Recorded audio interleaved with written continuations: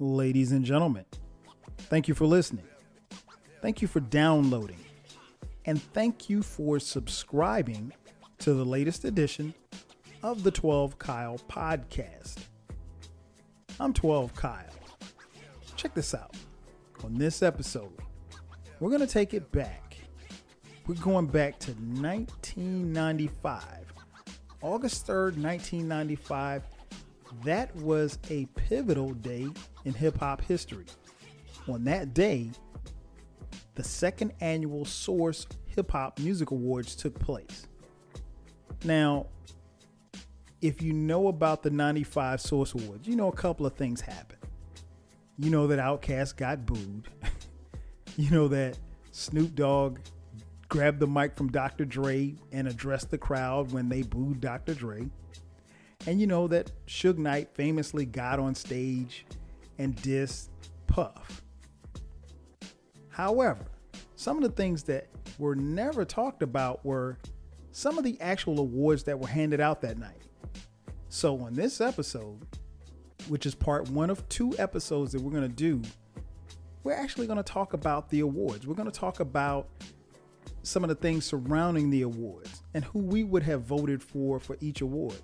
And of course, we'll get into the controversies. And I've got a special co-host riding with me on this one. My man Eclectik is back in the building. So sit tight. After the break, we will get this podcast jumping. Let's get it.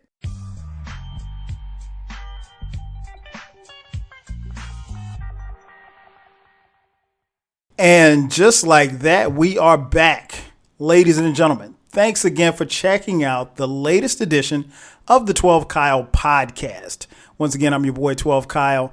And as always, man, we got a special co-host. Well, he's really not special, but we'll make him feel special anyway. You know him, the man on my left who's reciting he's deaf. Eclectik is in the building. E, what up, baby? Yo, MCs and my people call me Cleck. What up? What up? What's good? What's good? Nothing, man. It's good to be back. Yeah, coming on your show reminds me that I need to start recording again. So you should. Yeah, I know. So, but nah, it's good to be here. We're talking about some good stuff. It's always good to be on the show, and no matter what we talk about, it's gonna be funky. So, of course. And you know what's dope, man? Is like every time you come on, people always hit me up on social media, and they always talk about how well we mesh together, and that's when I'm like, he needs to do more podcasts so people can hear him more.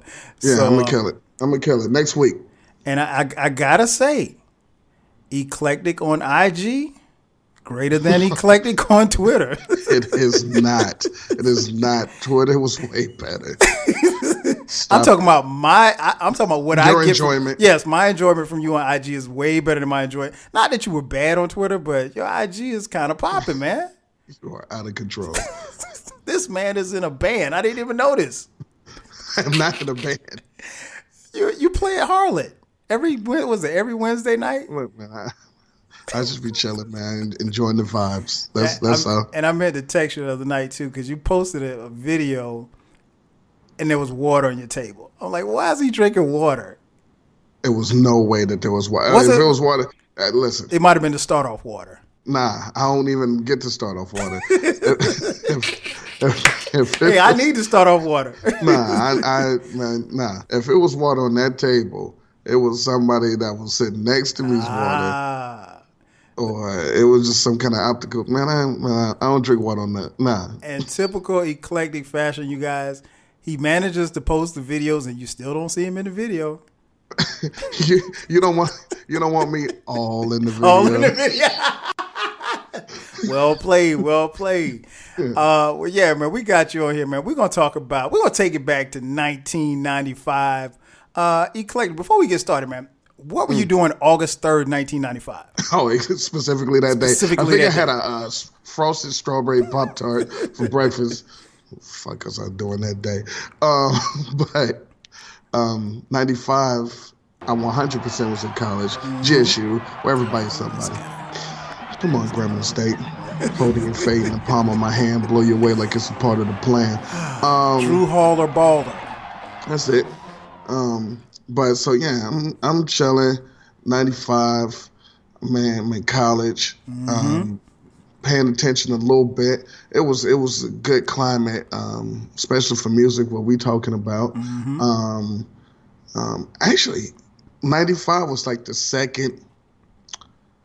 start of the second golden year era of like life period. So you had the early '80s, '88, '89, and then things kind of leveled off. And then once '93, '94, '95, that's when it started getting popping again, like the new era of almost everything. TV shows, movies, but especially hip hop. It was the second coming of a lot of people's debut. It was their sophomore effort or their debuts that shaped what hip hop was going to be. Actually, forever, up until when hip hop died in '99. So, a slow death. Yeah, a slow, painful death. Listen, and I say like, nah, hip hop died. It was so bad. People was making albums called "Hip Hop Is Dead." It's not just me. Like, like people felt it. People just knew it wasn't what it should be. But long live hip hop. No doubt. Now we know '95 was an incredible year for hip hop. Like you said, the mid '90s was everything, and much like you in 1995, August 3rd, 1995, I was actually in college at South Carolina State University, and I was outside, so I did not see the event live that we're about to talk about. We're here to talk about the 1995 Source Awards.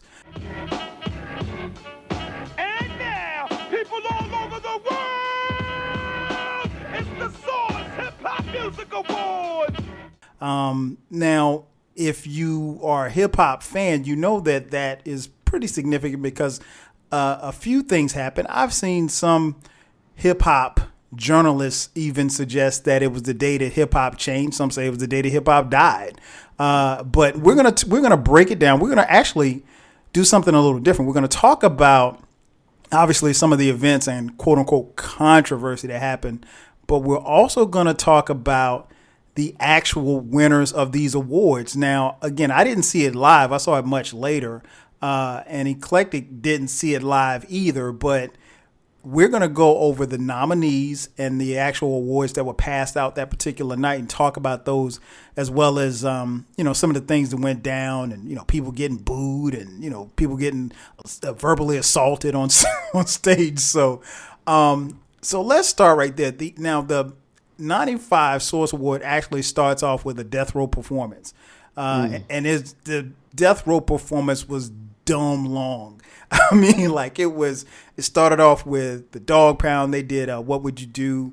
Then the Lady of Rage came through and did Afro Puffs. And then the great late Nate Dogg came on and sang his verse on Ain't No Fun, the clean version. And then that was followed by DJ Quick with Dollars and Cents, who, if I'm not mistaken, wasn't on death row, but he was out there anyway. They just threw him in. He might have been a throw-in or something.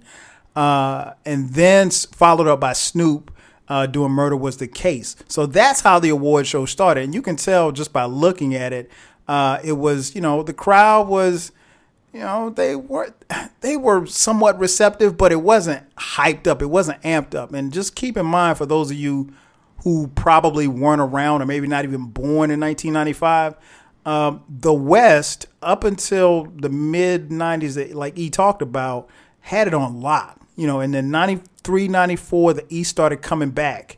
And so that's what the kind of like the temperature was. So you could kind of tell that there was some, I hate to say tension, but it wasn't. If you look at it, and it's online for those of you who want to go actually watch the ceremonies on YouTube, but it was different. It was a different kind of show. So that's what started the show. The show was hosted by the great Ed Lover and Dr. Dre. So now they introduced the first award show, I'm getting tongue-tied here, the first winners of the awards. So the nominees were... Wait. Go ahead. Before you get into the nominees, there's a couple of things that I want the listeners to know. One, anything that he's going to ask me, I have no idea. Right. He told me to do no prep for this show. None. I opened the mic, and so what you're about to hear, typically when we're on the show together, we'll do a little prep. If it's a list we got to do, obviously we're going to do some research. If it's about a year, obviously we're going to do some research. And then everything is organic. But this is 100% organic. I have no idea what we're going to do. And that is why I had to stop him, because I wanted to tell you what I thought about the opening performance, because he didn't ask me. Okay, my bad. Please tell us. I thought it was really, really cool.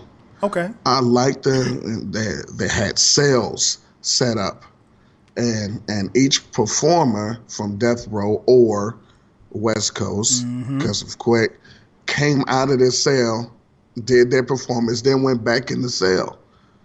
And I thought that was crazy. I thought that the Dog Pound sucked at performing. I thought they weren't that seasoned. I thought Rage and Nate Dogg did the best. And I hate Snoop, so whatever. He's terrible. He's a terrible person. He's a terrible rapper. He's a terrible performer. He's a terrible everything.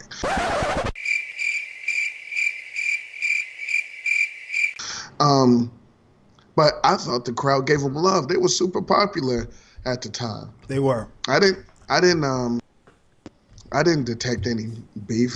People was rocking with it. Everybody liked it. Ain't no fun and no question. And stuff like that.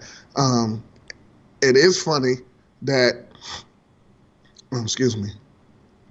Quick performed a diss track live on an award show. I don't think anybody's ever done that. That's just like the Grammys come out. Grammys come on, and then Jay-Z just gonna do Takeover. Like, wait a minute, Nas in our audience, like, wait a minute, what are we doing here? Right. Who let you up there to do that? Yeah. So I thought that was funny. Also, that might have been the first and the last time we saw Sam Snead. It was. And hot take. Go ahead. Hot take alert. He's a way better rapper than Daz, Snoop, and probably Pac. Stop it. He was. Sam Snead was pretty good, though. I know he was. Lyrically, he was better than Daz and Snoop. No. And he was definitely, he could have been better than Pac. Daz and Snoop can't rap. Come on, man. Come on now. They can rap? Yes. You don't like them, but it's cool. Snoop doesn't even write his... All right, so anyway. Also, Easter egg for anybody who has seen the award show. As I mentioned, they were all in cells before they perform. And did anybody, or since I'm talking to you, but listeners, put in the comments or tweet or Instagram us, did you see Tupac in the cell? No, Tupac was in jail. Tupac was in jail, and Tupac didn't sign to Death Row in 1995. Suge bailed him out, and then that's when he went to Death Row. But in that performance on the 95 Source Awards, when they're in the cell, at the very last cell was a big life-size cutout of Tupac in his own cell. Wow. Didn't even catch that. Yeah, it's just a little bit of trivia for everybody. Okay. Tupac was at the 95 Source Awards. That was a hologram. At the Death Row performance, yeah. He's a they did a cutout of him, and he's in his own cell at the end of the stage. See, that's why I have him on here. Not just because he's my man, but he knows stuff like, because I watched this and didn't even catch that. Wow. So yeah.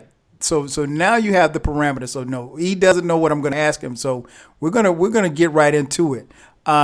So after the performance, we have the nominees for the new artist of the year. Now keep in mind that this is from, I want to say from 94 to 95. I want to say it's from September 94 to, it's a year's time, but I think it's from September to the following. Yeah. So the year. It's so like March or something. Yeah. Exactly. So album, and I'm assuming that the albums had to be submitted, or the people for the nominees had to be submitted. So With that being said, the nominees for Best New Artist of the Year solo: the Notorious B.I.G., Heard of him. Method Man, Saw him before. Warren G., That's old boy with Nate Dogg. and Da Brat. A tat tat on that ass. Yeah. And the winner was Biggie. So if you're choosing, who are you taking?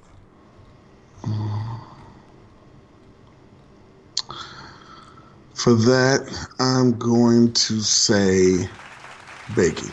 Okay. I will say Biggie because, but also, listeners, if you haven't seen this or don't know, this 1995 Source Awards is the second Source Awards. It's just the only one that was televised, or the first one that was televised. Right.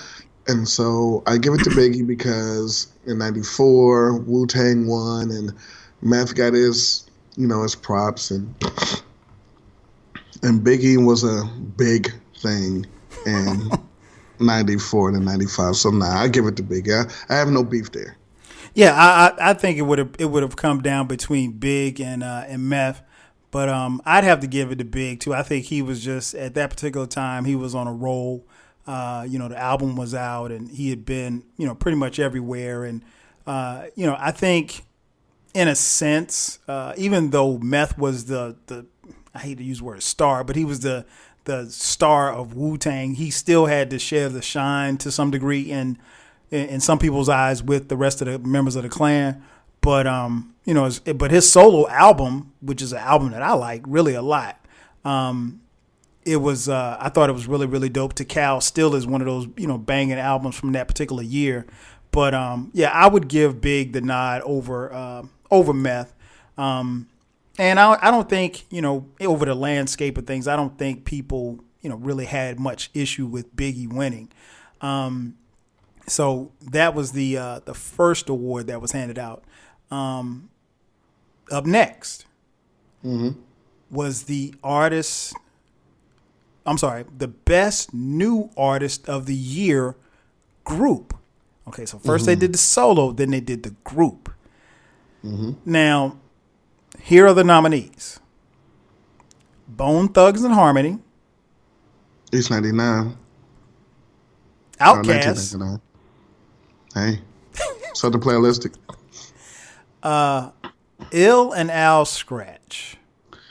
The greatest first side A of a tape that came out when it came out. The first side of that tape is incredible.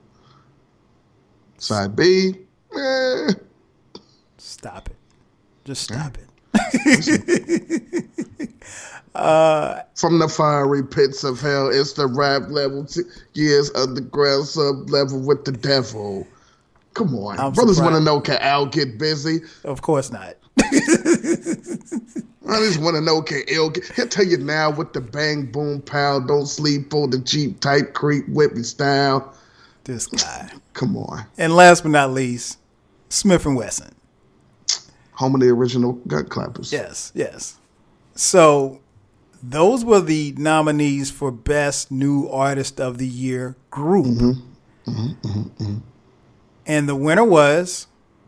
Drum roll.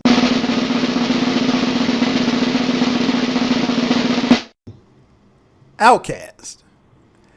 Boy, did they get a reception when they won. I think we'll sum it up by saying they got the reception that I would have gave them. So if you were there August 3rd, 1995, in the seats, would you have booed Outkast? Because Outkast was ceremoniously booed by damn near everybody in the arena. All right, hold up. And the winner is, ladies, help me out. Outkast. Goody Mob.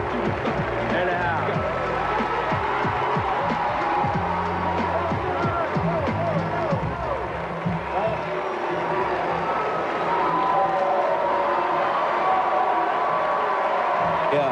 Yeah. Word. What's up?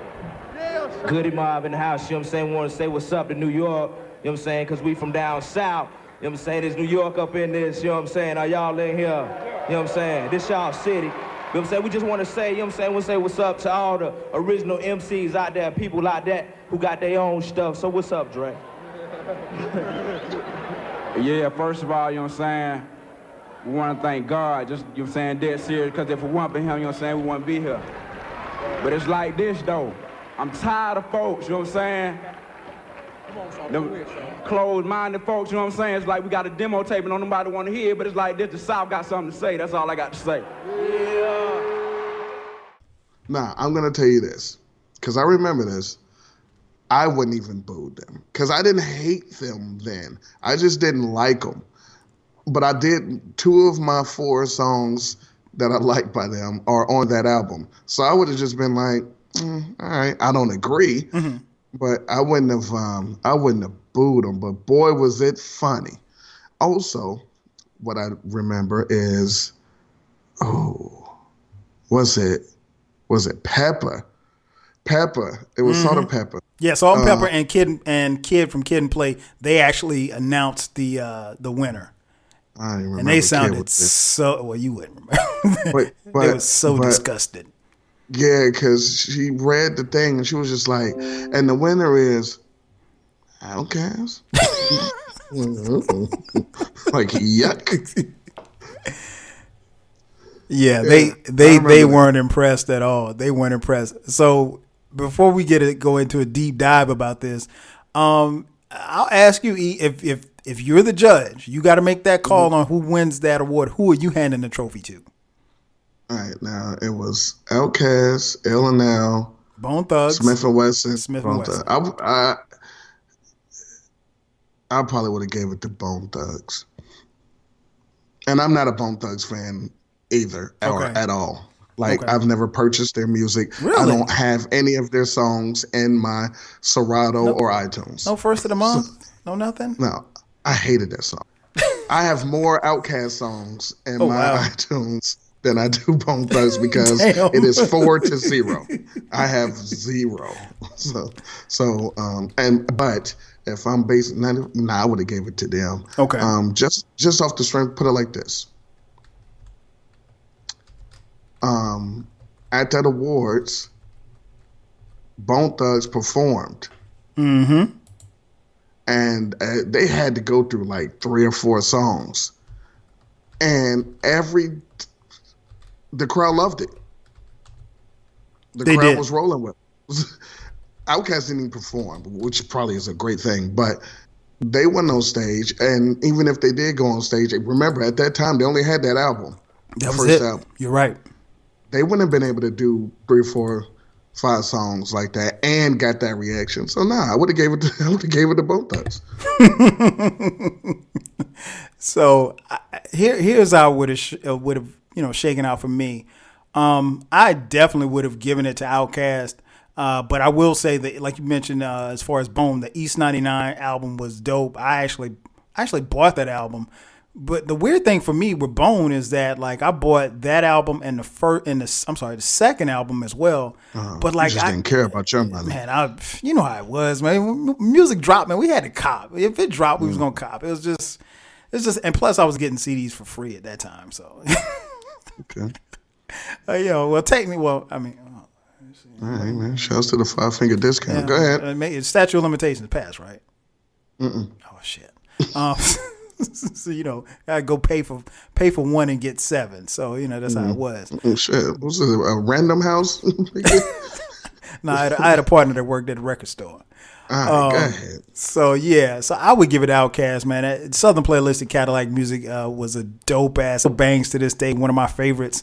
And I think, I've spoken about, Outkast and their significance, to what that album and what they did for the South. But I will say this, I was, like everybody else, really, really surprised at, what happened. And obviously we remember Andre's 3000 getting up on stage and saying, the South got something to say. Which is so shut up. But I mean, what else? But when you look at that, what else could he have said? Because nothing. He could have said thank you for the award and went off the fucking no, he stage really wanted to say like fuck all everybody of y'all. else. That's what he wanted to say. But he was in New York, so he couldn't. South got something. They to say. got something to say, and the South been running it ever since. I mean, so really, he was very kind of prophetic, if you will, and I think. Was yes, he was, and I think, but I think that was a defining moment for not just Outkast, but for Southern acts because for a long while in hip hop, they weren't respected because nationally there was the acts like Luke, and so for a long time Southern music was just known as I'm glad you said that. Go ahead. Oh, I'm glad you said that. Two points. Mm-hmm. Point one, when he went up there and looked like an idiot talking about the South got something to say, Big Boy was just like, hey, yo, shouts to, thanks for the shit. Hey, thank you. And then this dude.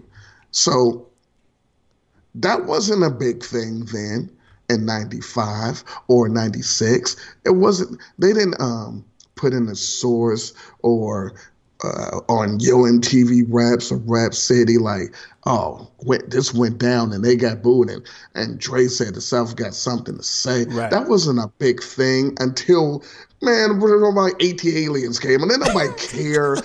Stop it. Don't try to. No.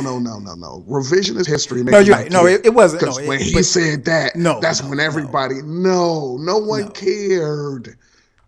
No one cared. I cared. I'm from the South. No. What I'm saying is, it wasn't like, I got you. Then the next day, the South Goody Mob came out and did T.I., who was like 12, came in. That T.I. wasn't was like a thing. 7 years old. Yeah, come on. So that's point one. When people like somebody, they always try to point something. Nah, because remember when they did this, it's the reverse. Saying when he said that, it's like the reverse of bringing up old tweets. Mm-hmm. When someone get popular, look what they used to say. Yeah, so then when dudes start popping, it's like, and say he been on that. Remember in 95 when he's like, shut up. Nobody even. So that's point one. Point two, if I remember this correctly, and I might not, but right after he said that, the fucking Tootsie Roll guys came out. You're one step ahead of me, yeah. And started fucking the stage with the shirts off. So that's what the South had to say. Man, shut up. All right, I'm done. Go ahead. No, you're good. It was. I think it was a great moment. Now, like you said, it's revisionist history. No, it didn't change anything. Like the next day, I mean, Goody Mob didn't drop like hit him up or anything like that. But I think when we look back at it, we'll see what happened, and that was a defining moment for them. And it was just like they figured, okay, well, hey, we're going to be who we are, and we're not worried about being accepted by anybody else. And I think that was... Man, if he would have said that, that probably would have made some noise then. But he didn't say that. Yeah, he was The South got mad. something to say. All right, okay, then what? Yeah. Shut up. He was like, man, I got to get off this stage before I start cussing. If you would have said what you just said, people would have been like, oh, shit, you know what? All right, let's see. But the South got something to say. All right. Get off the stage, man. You're not even weird yet. No. He wasn't weird yet. No, he was. Yeah, you're not even weird yet. Shut up. If he came up there, if he was weird, we would have been like, all right, well, what's the weirdo have to say? Right. Anyway, go ahead. So yeah, it was. So that happened, and then so again, that was something that, and like you said, what was weird about it was the fact that getting booed at an award show that rarely happens. I can't ever remember it happening really, but to get booed. I get the source props because unlike the American Music Awards and the Grammys, they had real people out there. It was fans. Mm-hmm. No question. There was, artists that was like, nah, we not gonna front. you know. And one could say, well, the awards was in New York, so they had the New York bias, which I'm not saying that they didn't, but I mean the source is based in New York, so they wasn't going to be in L.A. and anywhere else wouldn't have made any sense. Mm-hmm. Yeah, that's true, So, and that's something that I think people can't afford to lose sight of, because you're right. This wasn't just industry people. I mean, like now, at the time of this recording, if you watch the Grammys, if you watch, the BET Awards, and sidebar, I wish I had time to talk about how the BET Awards, the hip hop BET Awards, get recorded and played back like 2 months later, and we let them get that shit off, and nobody even checks BET on that. Meanwhile, not because it's the Source Awards' fault. I know, I blame Vibe magazine. No, The Vibe. You remember the Vibe Awards? Oh, yeah, Vibe. Okay, well, it's both.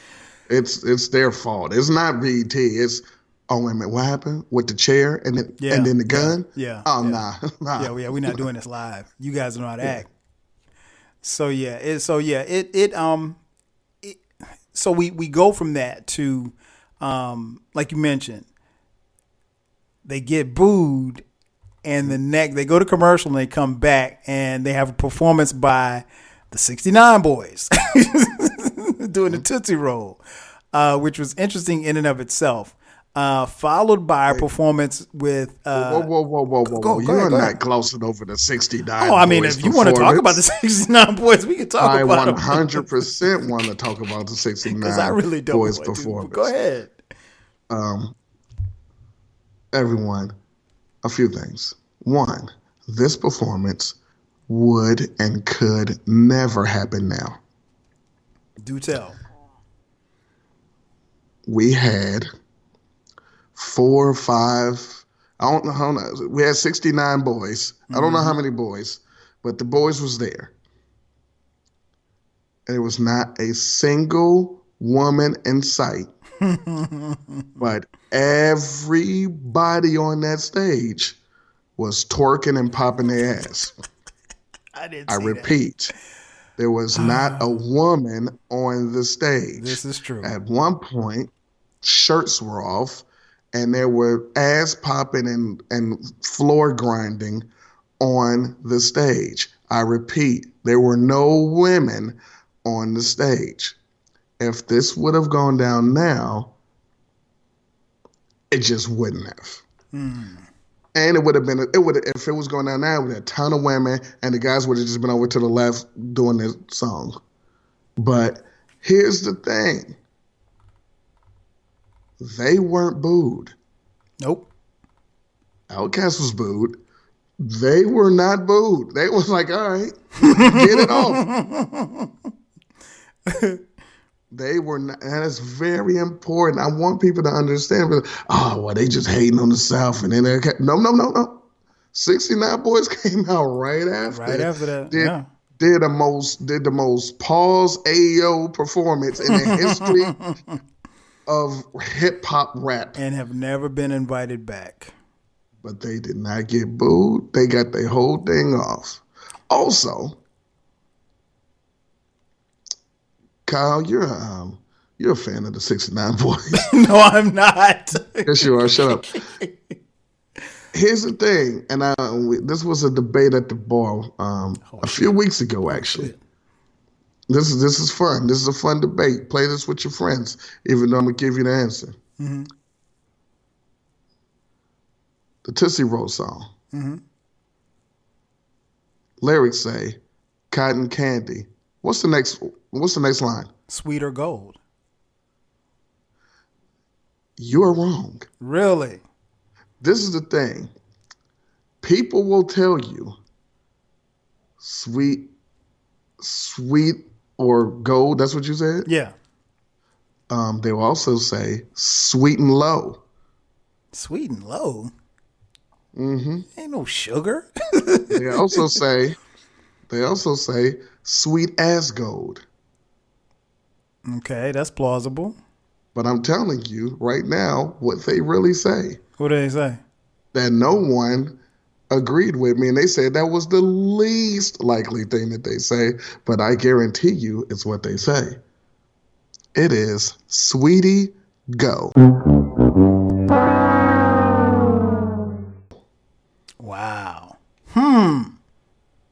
Look at you with the hip hop trivia. Cotton Candy, Sweetie Go. Wow. Would you go to Genius to look that up? Nah, Genius is always wrong. Man, I like Genius. I hate Genius. Nah, man. Genius is wrong sometimes. You'll look up like Nas. He'll be like, nah, New York State on my spine. I'm like, nah, that's not what he say. Shut up. Nah. But anyway, but nah, if you go and look at lyrics, because that's what happened at the debate at the bar. Okay. Like 4 different lyric pages, 4 different answers. Wow. But anyway, go ahead. You didn't want to talk about how dope and baller the 69 because boys they were. weren't. And again, they weren't invited back to anybody's award show ever. Okay, what was their next single that was dope? I don't know. Exactly. That's why they weren't invited. How they had no song. I actually saw them in concert last year. I told you he was a 69. No. They were at the Freaknik concert. Hey, of the 69 boys, guess who the 12th one is? He the 12th boy. You don't know that this was almost called the 12th boy podcast. They were at the Freaknik concert, and they were a throw in again, and they actually were pretty good. But this time they had female dancers, and they did no dancing because they're old and fat. So that's take it for what it's worth. The 12th boy didn't get up there. No, hell no. Hell no. So then we get back to at the Source Awards, we actually have a moment where, ironically, the Source magazine is going to hand out an award for an R&B artist, and so they are presenting the award for R&B Artist of the Year. The nominees are TLC. They creep on the down low. Mm-hmm. Shout out to Underboobs. Right. Brandy. Yuck. This man does not like Brandy. He's never said one positive thing anytime we ever mention Brandy. All right, I'm going to say something positive. Okay. It's dope that without a mirror, she could look at both her ears. I think that's dope. Robert Kelly. Robert Kelly. Hey. I mean, listen, I hate y'all. No. You know what? You're right. Before you even said, we talked about it on the R&B podcast. You know what? At that particular time, he deserved to be, nominated for that award. Robert Kelly. Because this shit was fire. Shit was fire. And last but not least, Mary J. Blige. The queen of killing R&B. The queen of hip hop soul. So I'm not going to tell you guys who won just yet. You got to vote. Who are you handing the award to? Nah, that's when My Life came out. You got to give it to My Life. There you go. Now you're talking. Hey, listen. I know. I got to fuck with you. Yeah, I would give it Mary J. too. Again, R. Kelly was dope. TLC was killing it. I understand how TLC could have won. TLC would win the more accepted and European awards, which they did. Because My Life didn't win no Grammys or shit like that, did it? I don't think it did. Nah, that's a good question. You had to get the hood. Of course. Yeah, come on. Yeah, so I mean, TLC was dope. Brandy was popping. She was bubbling a little bit. Monica should have been up there. R. Kelly again he had hot shit back then. And but yeah, I'm giving it to Mary J. Blige, hands down. She's winning. This award actually was presented by. This is when we had the clip of ODB. Actually, they actually let ODB present an award, which was funny in and of itself. But yeah, I'm giving it to Mary J. Blige, one of my favorite artists of all time. First, 4 albums? First four releases, yes. Yes. Incredible. Anything after that, man, it's a single hand there, but y'all can ultimately keep it. Kind of checked out a little bit myself. Maybe we need to do a podcast about why we stopped listening to certain people. I'm down. Oh yeah, I'm down with that too because we got a long list of people we stop fucking with. So we had that, and that was again a great look, a little different because again, it's the Source Awards actually, honoring an R&B artist, but I mean Mary J was definitely more than just R&B, and like you said, she had love everywhere. So, the next part of the award was the Pioneer Award. And 1995's Pioneer Award went to Run DMC. For you. Fresh. Yes, sir. Yes, sir. Your thoughts on Run DMC, man? I mean, I know we could do a whole podcast on Run DMC, man. Just your thoughts on them getting the Pioneer Award. Of course, it was Run DMC, and of course Jam Master Jay were all there to accept the award. This is when Jam Master Jay was still here with us. Rest in peace. But your thoughts on Run DMC getting this award from the Source Awards? I don't remember who got it in '94, but Run DMC for everything, all encompassing everything that the greatest hip hop group of all time, and you had to do it. I mean, if it weren't for Run DMC, there would be no Source magazine or a Source Award second. It just wouldn't be. And nothing will change my mind about that. Rap and hip hop wouldn't be. It might not even be. They're the equivalent of Bird and Magic saving the NBA. Nah, I mean there might have been some people rapping, but it wouldn't be where it is. It's impossible. Oh, so. No question. I agree. I agree 1,000%. I mean, Run DMC was my introduction to rap. And hip hop, and they were the epitome of the ultimate hip hop group, B-Boys. It's I always laugh when I think about it because for a long time in my house, raising kids, my kids didn't know who Run was. They just thought he was the cool dude on Run's house. Like they didn't know, they only associated him with his kid. It's like, oh, that's Diggy's dad. Like. And that's Angela and Russell's and JoJo's dad. So he's definitely Angela's dad now because he look at Instagram. Like, oh yeah, and Vanessa. Like, oh yeah. Oh my gosh, they have grown up for real, really grown up. But that's another story for another day. Yeah, can't put that on air. So yeah, it was good to see that, man. I mean, it's still tough for me to see, them without Jay, because, that's what we grew up on. I mean, I go back to 1984 with Run DMC and, watching the Rock Box video. And, I just remember me and a couple of my friends, we wanted to be like those dudes, man. And anybody I think that started listening to hip hop in the mid to late 80s, Run DMC was, one of the torchbearers for the genre. And, of course, then you got Crush Groove. So, I mean, like this award, how sometimes we watch award shows and people get these bogus awards that really don't deserve it. I mean, it gets no better than it's aptly named the Pioneer Award. There probably weren't any bigger pioneers at that particular time than Run DMC. So no, you get no argument from me on that one. And then the Source Awards is still, moving on. After the Pioneer Award, it comes time for the Lyricist of the Year Award. Hip hop. Yes, sir. Yes, sir. The nominees are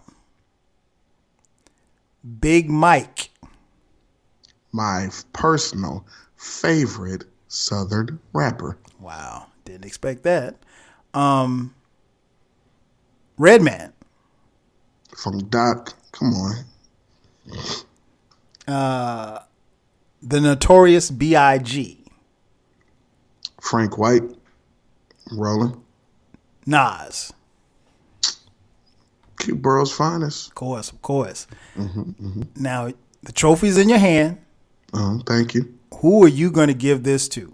I'm giving it to the best lyricist, Nasir Jones. I don't. It was the lyricist of the year, right? Yeah, lyricist of the year. Lyricist, not rapper of the year. Lyricist of the year. And again, remember the time. We're talking 94 to 95. Yeah, you say lyricist of the year. Right. Lyricist of the year. So that year, I'm giving it to the best lyricist, which is Nas. Same here. Same here. I'm giving it to Nas without a doubt. Unfortunately. However. Also how. Yeah, the winner was Notorious B.I.G. And Black and ugly as ever, however. he did it for Brooklyn. That's what he said. Yeah. Your thoughts on him winning over Nas That and Big Mike? Listen, people sleep. I mean, it was no bullshit. He is my favorite Southern rapper. But fucking Redman, personally, I think Redman's a better lyricist than Big. But I mean, whatever. Wait. But is Redman better than Big Mike? Yes. Okay. Just had to ask. Yes. Well, thank you for asking. So, Big Mike is the second best Big in that list. Okay. So, all right. Is Big Mike the best, most lyrical ghetto boy? Yes. No, he's not. But go ahead. All right. So, that felt like a popularity / let me make them feel good award / Nas killed it last year at the Source Awards. So let's just, you know what I'm saying. But there's no planet, there's no alternate or mirror universe where Nas isn't the best lyricist out of that list that year. Preach. Yeah, so nah. That was a snub. What Big Pun say? It's so hard. Take off my drawers and jerk me like the Source Awards. I remember that line. That shit had me rolling when I first, because you don't get it at first, and then you're like, right. That's pretty good. Oh, that was a dope line. Yeah, I'm with you, man. I don't understand. Well, looking on it now, I understand how and why Big got the award.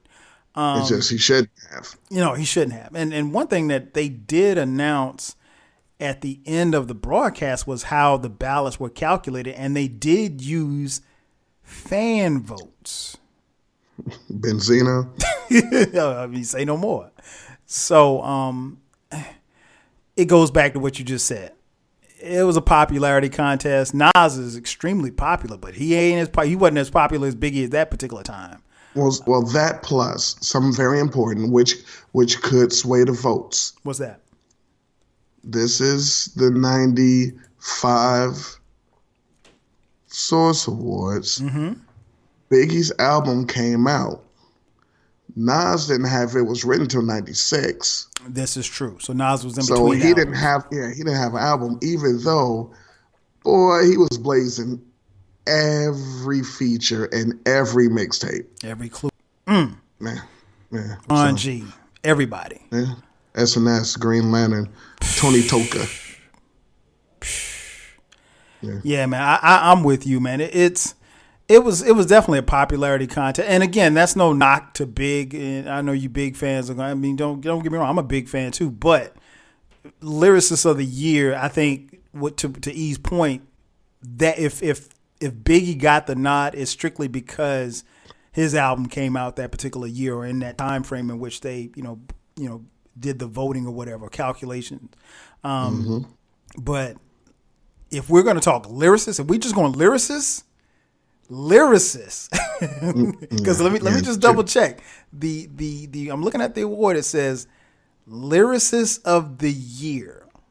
Yeah. If we're going lyricist of the year, then you got to give it to the best lyricist. Yeah, that's what. Funny concept, right? So that's not. Also, listen, and I'm saying this for the third time. My favorite Southern rapper, but how he get nominated? What's happening? What's going on with the nominees? I'm glad you said that, because when I went back and, as I was doing some research for this, when I went back and actually watched this, I didn't know what the nominees were. I knew who the winners were, but I didn't know who the nominees were. So I actually sat and watched this. And when Big Mike came, I was like, huh? I just said it real loud. I was like, huh? Big Mike? That could have been Math. That could have been Keith Murray. Yeah, we're talking 95, 94, 95. Yeah, it could have been CL Smooth. It could have even been Common. He was still Common Sense then. Right. It could have been. But listen, I will say this. A wise man once said, fly hoes and chains and swanking things. Yeah. Big Mike. Yeah, I like Big Mike. Mike. He's not my favorite ghetto boy, but I like Big Mike. So that's how the Source Awards is rolling at this point. Next up, we had the award for the video of the year. So we go from lyricist of the year to video of the year. The nominees are Natural Born Killers, Dr. Dre and Ice Cube, Snoop Doggy Dogg, Murder Was the Case. I wish it was. Coolio, Fantastic Voyage. Come the fuck. And Craig Mack, Flavor in Your Ear.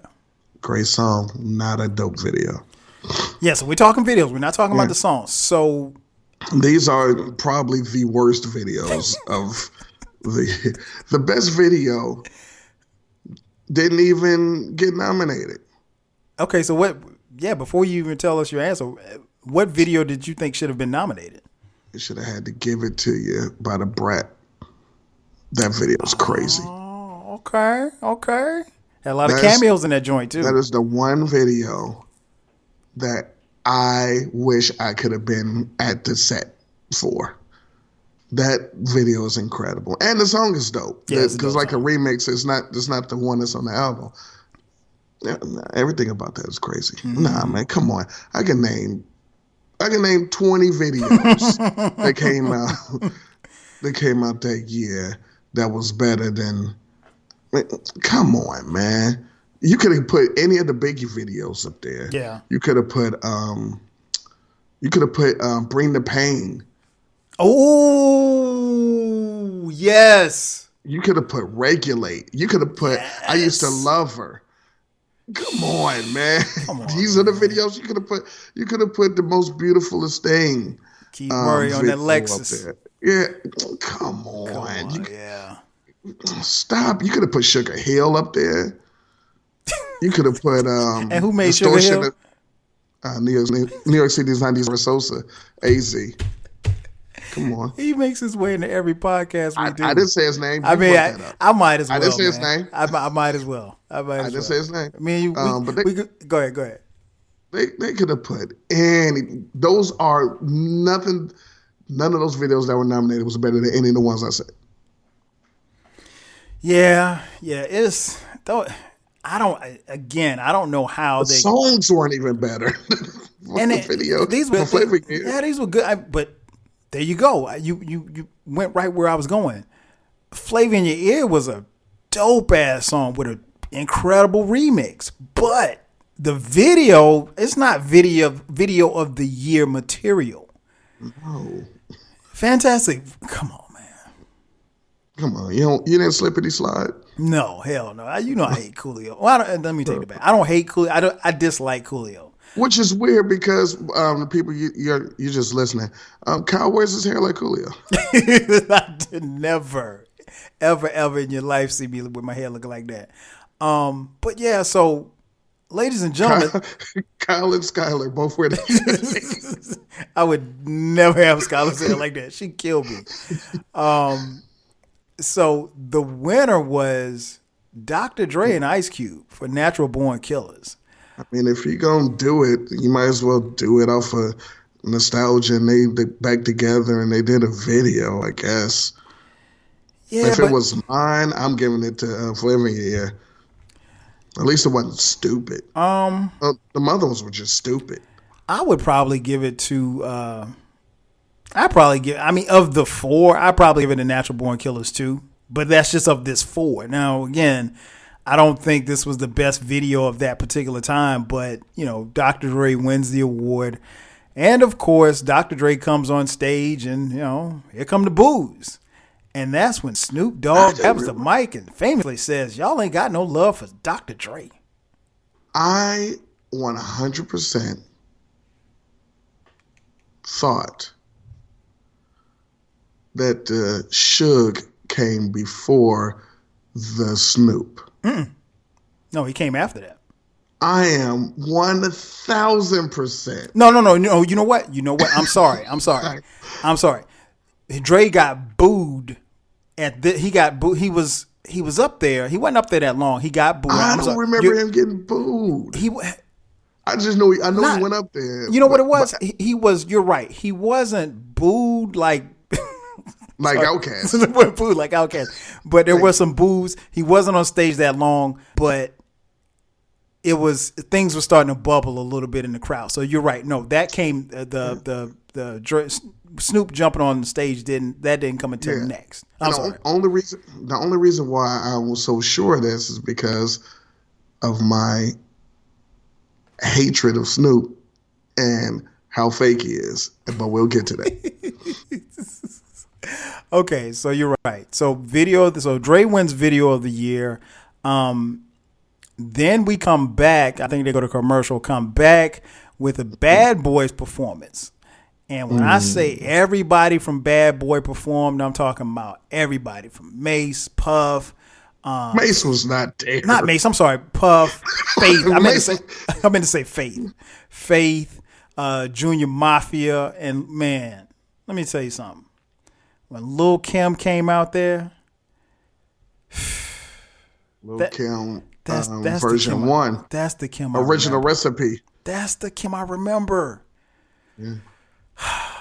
And the crowd ate it up. What? They love Lil' Kim. And then, of course, Biggie closed it out. Listen, go ahead.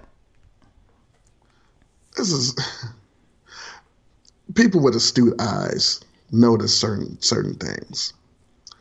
One, boy, even though he got nominated a couple of times, and laid it off. Boy, Puff and Big really didn't fuck with Craig Mack. They did not like this. Yeah, Craig Mack did perform too. They had Harv Pierre as his hype man. Fucking Harv. Puff didn't come out dancing with him. You didn't see Puff until you saw Biggie. Matter of fact, I am 90% certain Craig wasn't even sitting in the same row with them. I'm telling you. Yeah, man, it's sad. Rest in peace to Craig Mack, man. I mean, I don't know, man. You and I talked about it before, I think on your podcast. It just, what could have been and what probably should have been with Craig Mack. Biggie got the shine, and Craig Mack had, a dope. Biggie had the shine, and Craig had the bigger song. Yeah, he had a dope first album. I mean, hey, man, well, it's crazy. Yeah, it's crazy. But also noticeable, they just skipped Lil C's whole verse. And they didn't even have him. They should have. Come on. They were pressed for time. Big wrote it. They were pressed for time. They had to get to Kim. They gave Total the one verse. Yeah, Total performed. You're right. Faith came out. Faith, they got it up for Faith too. Mm-hmm. Yes, they should. Well, I mean, For that Faith album and that My Life is neck and neck in my life. So slept on. Loved, but so slept on by the masses. One thing, and since we're talking about this award show, I've heard people say that Puff fanned the flames of the shit with Suge, because from what I thought the Suge thing happened before the Bad Boy performance. When you go back and look at it, because hold on, go ahead. Okay, because Suge went up there for what? Was it the movie? Mm-hmm. Which was up next. So I could have sworn it happened before the Bad Boy thing. Because, and this is the only reason why I say that, is because people said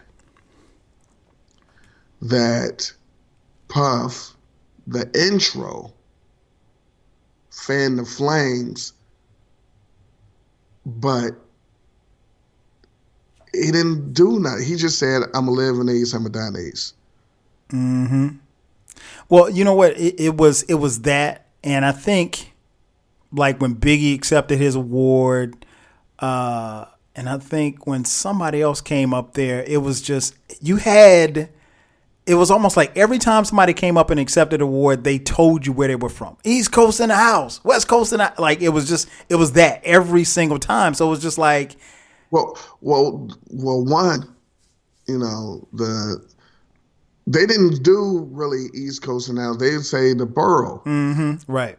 But that's what New York do everywhere, right. Like at Chipotle. So like BX all day. I'm like, all right, man. Brooklyn's in the house. Uptown. I just wanted a burrito bowl. Man. Right. So it's cool. But the other thing is, they said that Suge brought like 400 or 500 people with him. Mm-hmm. Yeah. And got them tickets, so they was all in the crowd. Yep. And they said that Wu-Tang brought like 1,000 people. They did. And they brought all of Shaolin. Yeah, you know what I'm saying? So I'm guessing, when they're going up stage, they shouting out fake people like, yeah, we here, you know what I'm saying? I personally don't think it was a fuck New York or fuck LA thing. I think it was just, hey, it's like when you go graduate, you go look in the crowd for your people and get them the fist pump and everything. You ain't saying fuck all your other classmates. You just like, hey, we here. I see you. You see us. I'm up here on the stage. Mm-hmm. Can you believe we up here on the stage? Can you believe we won?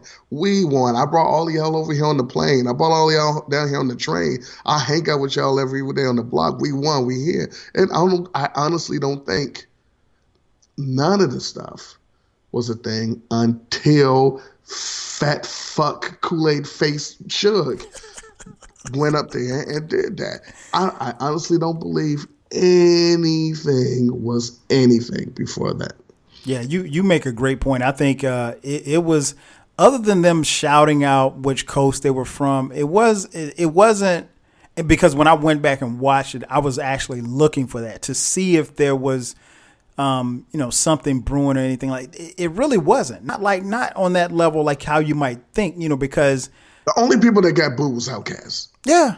And like I said, there was some boos when Dre came up, but he didn't get booed like that.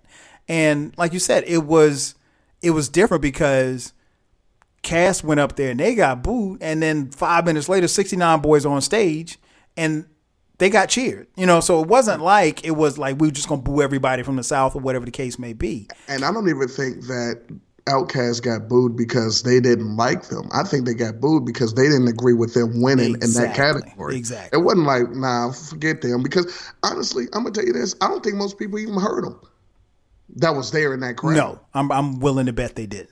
To bet they didn't. But they beat Smith and Wesson. And they're like, wait a minute, boo, nah. You know what I'm saying? Mm-hmm. So, exactly. And that might have been why old girl read the envelope like, what? Like these niggas, I don't even know what they make. And so again, I think it's revisionist history, and is misunderstood. It's like, nah, see, they ain't focused. The South got something to say. Like, okay, great. We just didn't think you should have won this award. Just like how Biggie shouldn't have beat Nas in the lyrics. It's not personal. No, that's what they should have booed for. I remember hearing a rumble. Yeah, so I'm with you on that. I am totally with you on that. It. I think we have to give it context, and I think that's what you're presenting is that it's.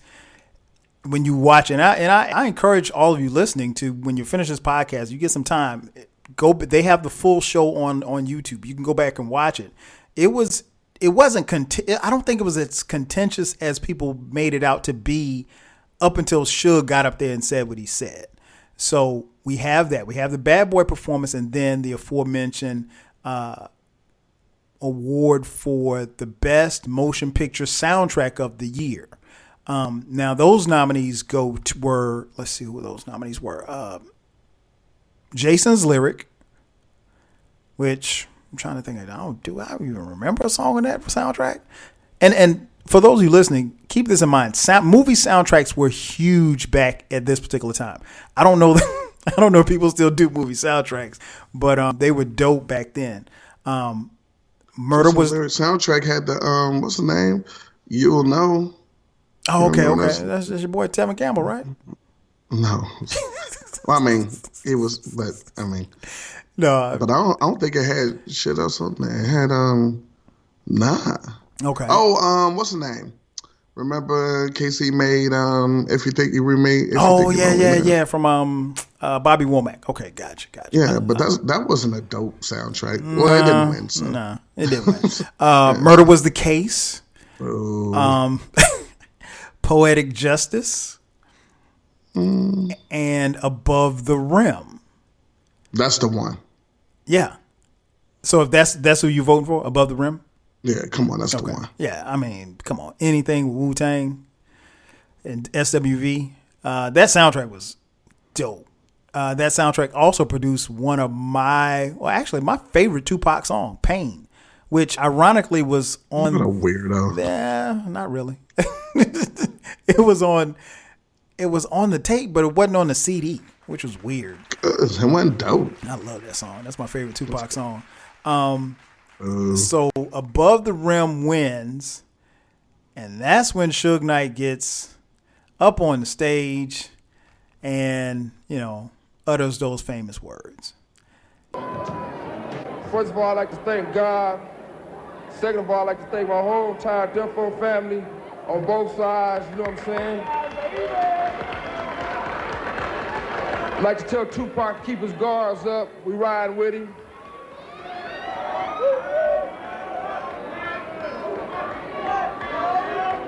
And one other thing I'd like to say, any artists out there want to be an artist and want to stay a star and don't want to have to worry about the executive producer trying to be all in the videos, all on the record, dancing.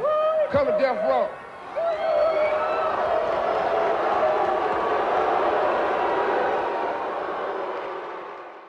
And so you have that. So what was your thought when you heard Suge say those words? Oh shit. that was pretty much like, damn. I'm like, well, I don't know what's about to happen because we know he there. Right. And see, this is what I'm saying. No. It happened. I do not believe that happened before the performance. Yeah, it is. Go back, check it out. I mean, after the performance. I thought he performed after he said that. No, they have it. Actually, they have it time stamped on here. The Bad Boy performance was at the 44:11 mark, and the motion picture. Shit, look at you. Yeah, I do my homework, man. The Suge thing was at the 56:55 mark. So, all right, but I was just like, yo, that's wild. I don't know why you're going in because again, if you look at the show, nothing this entire show up until this point said anything about LA or West Coast or Dre or Snoop or the words death row wasn't even mentioned since they performed at the beginning of the fucking show. So up until that point, nothing. So then when that happened, you like, first you're like, oh shit, but then you're like, where'd that come from? Like, that's exactly what I said. Why would you even? That's the equivalent of him going up on the stage and just telling everybody how much he liked Domino's pizza. Just like, what? Why are you up here saying that? Well, number one, why are you up here anyway? So, I was thinking the same thing, but I think he was the executive producer, I think. Yeah, no, the Brother Real soundtrack was on Death Row, the song. Okay, I mean, the album. But it's like, you the money. Do you buy? Man, Dre don't get up there because didn't Dre go up there with him? No. He was up there. I want to say with Sam Snead. Sam Snead, yeah. Or no, it wasn't Sam Snead. It was the other weird dude, something boy, Danny Boy. Yeah, I think it was Danny Boy. Wow, I got a good memory. You do. But something boy. MC something boy. Oh man, see, look, now I got to come out of retirement. Now I got to be young Lil MC something boy. Hey, that shit would fly. You put that on IG, you little young something boy. Like, oh, he must be nice. What's the SoundCloud? Oh shit! But you stupid. You know the name of my first single gonna be? What's that? My Guns is Hot.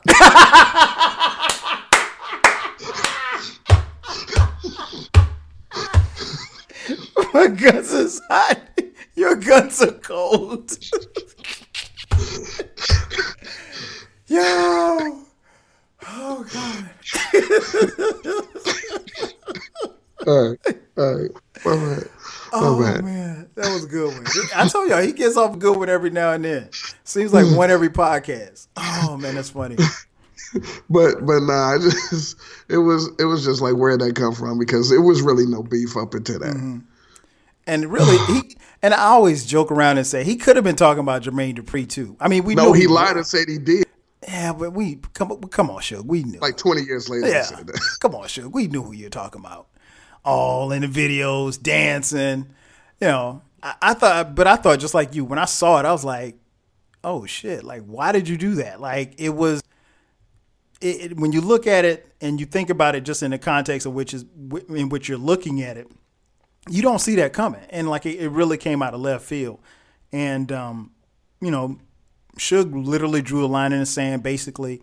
And we'll talk about this a little later, but you know, the whole East Coast, West Coast thing, as far as like where it went and why it was what it was, particularly for those of you who weren't around or, you know, were too lame to come outside.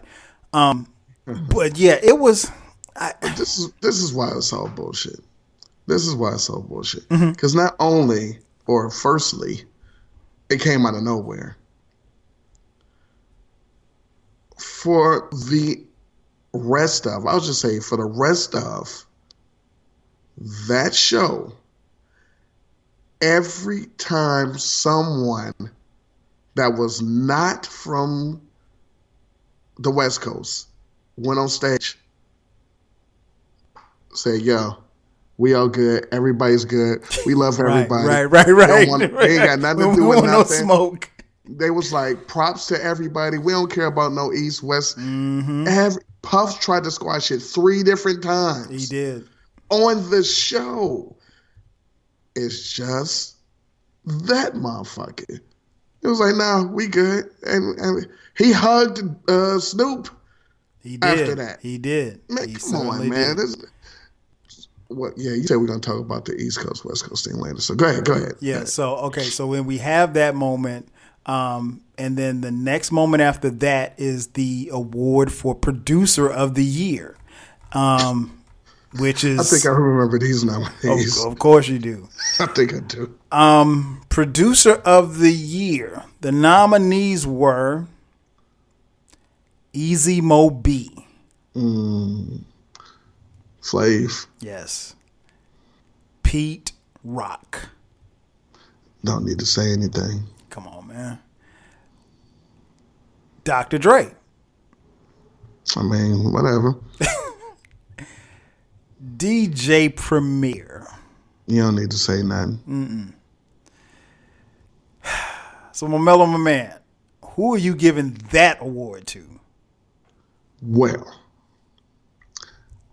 I can understand everyone winning that award except for Dr. Dre. If you want to get with the Easy Mo Boy, you might be like, you know what? That might be Song of the Year, so let's give it to him. If you want to give it to Primo or Pete Rock, you be like, look, you nominated Biggie for everything. Really did. He cleaned up. Yeah, but all these albums that's getting nominated, like where do beats come from? We did them. Right. So Dre's the only one up there. Is like, oh, so Natural Born Killers and Murder Was the Case? Really? Man, shut up. Nah. So if it was me, I'm probably giving it to Pete Rock. Ooh. But I'd probably give it to Pete Rock. Only reason why I'm saying Pete Rock is because he was doing like these for Nas and all these other niggas that around that time. I mean, Primo was doing the Gangstar album, but Gangstar wasn't nominated for shit. Nope. So that's why I would take him. My only reason, and I could understand Easy Mo B, but not Dre. But hey, man, popularity, you got to give it to. Yeah. So this is a thing, and this is why, in my opinion, clearly, for the winners, it was not an East Coast bias. Because there's no way, if there's an East Coast bias, that Primo Pete Rock went and got an award. This is true. I but agree. Also, very important, I want to say, this is why these awards were the best. Because no other awards were you going to get a Pete Rock or a Primo nominated for shit. This is true. You're right. Because they'll Not never, the BT Hip Hop Awards. Never. No. Never. You're never going to get a Smith and Wesson nominated for shit. Never. Hey, you'll never have an Ill and Al scratch ever again. Nominated. No. And that's why these awards were so important, because these were the closest we were ever going to get to people who made the shit we actually listened to, who were actually dope, getting their just desserts. Facts. It was never before or since. The closest thing we got was the Vibe joints, and they tried to be like the American Music Awards. Yeah, really. I didn't particularly care for those. And it was another one, but these were the only awards where you're gonna get. Man, it's crazy. It's a shame what happened. You're right. You are absolutely right. Matter of fact, what award show you gave out a soundtrack award? None.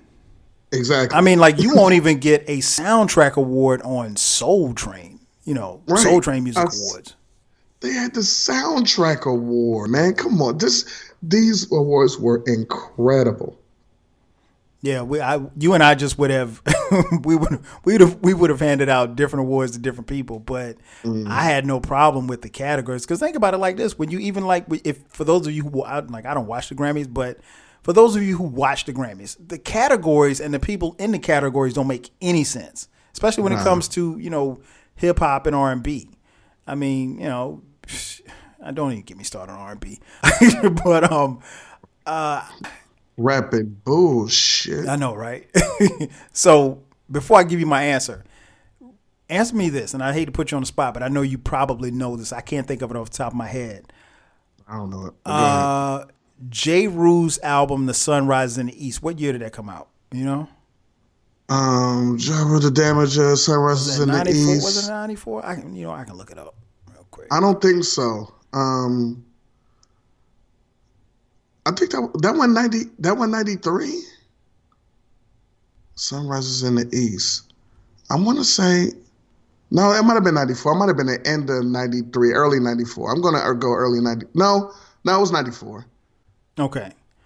I know it was 94 because it was after Into the Stage by Black Moon. You're right. That was 93. You're right. So yeah. May of 94. May of 94. Good call. See, I told you I could put him on the spot. He still knew it. I couldn't think of it. I couldn't remember if it was 93 or 94.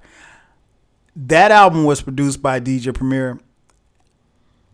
Just my own personal bias, I would give that award to Premier based off of that. I mean, don't get me wrong. Like you said, he had the Gangstar stuff. He was also producing for Nas, other acts as well.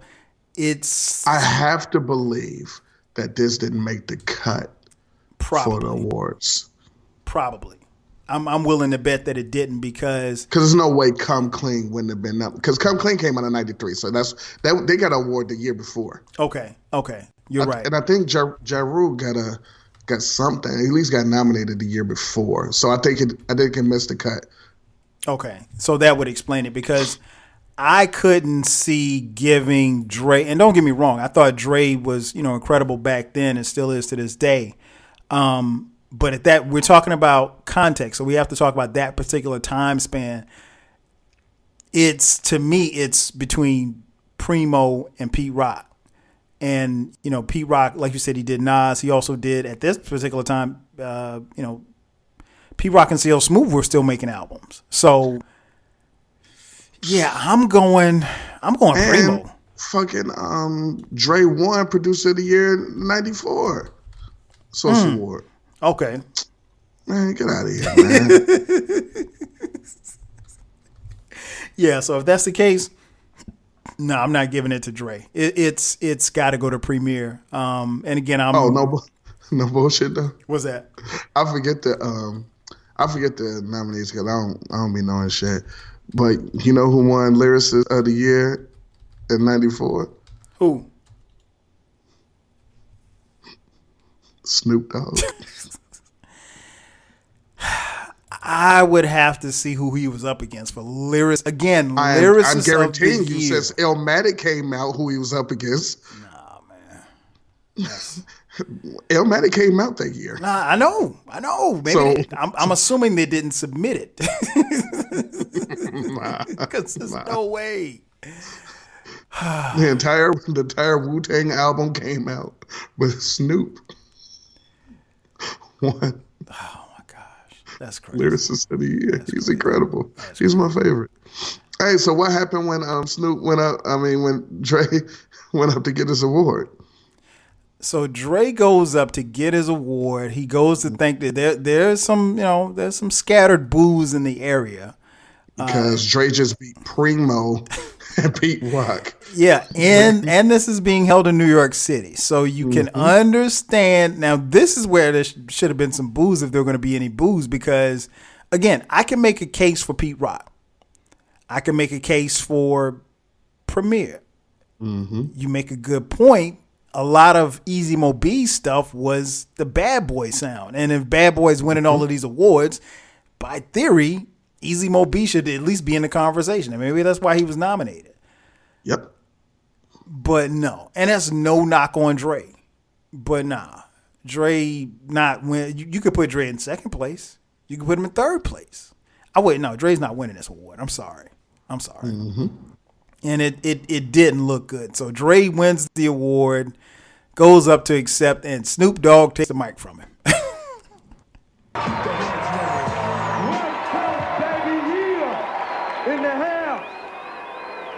What? Wait. The East Coast don't love Dr. Dre and Snoop Dogg? The East Coast ain't got no love for Dr. Dre and Snoop Dogg and Death Row? Y'all don't love us? Y'all don't love us. Well, let it be known then. We don't give a fuck. We know y'all East Coast. We know where the fuck we at. East Coast in the motherfucking house.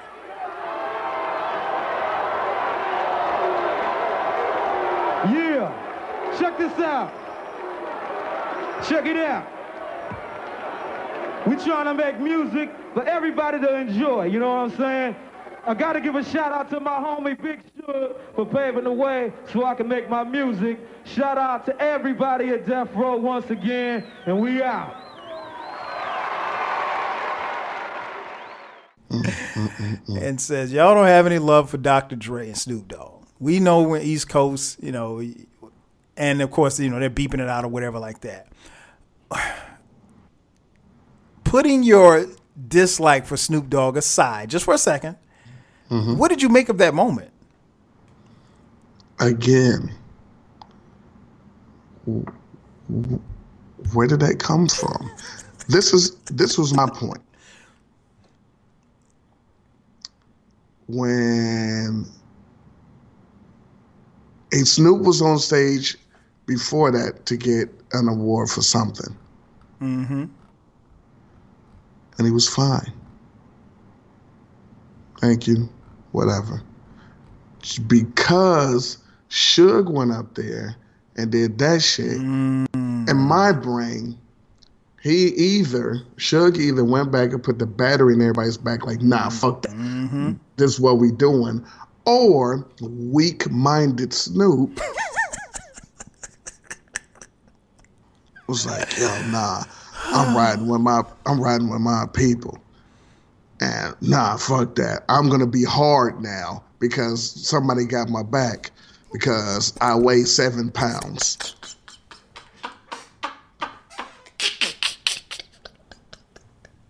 And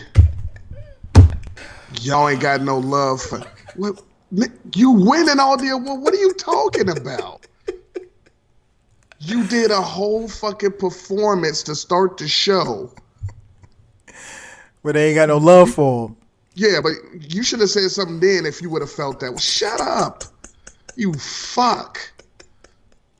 So that annoyed the hell out of me. I'm like, man, so now all of a sudden, let it be known and we know where we at. Yeah, everybody, yeah.